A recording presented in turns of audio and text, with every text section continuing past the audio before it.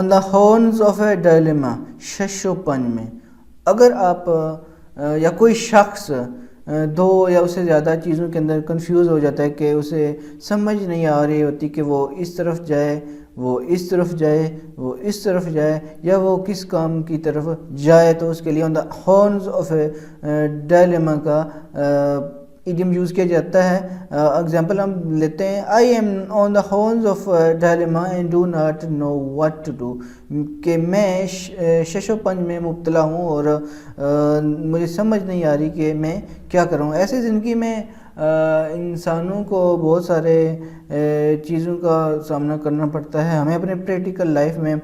بہت ساری چیزوں کے اوپر کنفیوز ہونا پڑ جاتا ہے، ہمارے پاس دو تین آپشنز آ جاتے ہیں کہ ہم کس طرف جائیں، جاب اپرچونٹیز کی بات ہو جائے، ہاں شادی کی بات ہو جائے، آپشنز آ جاتے ہیں کہ ہم کس طرف جائیں۔ تو اس طرح کے معاملات میں ہمیں جو ہے میں سجیسٹ کروں گا کہ اللہ تعالیٰ سے دعا کرنی چاہیے کہ اللہ تعالیٰ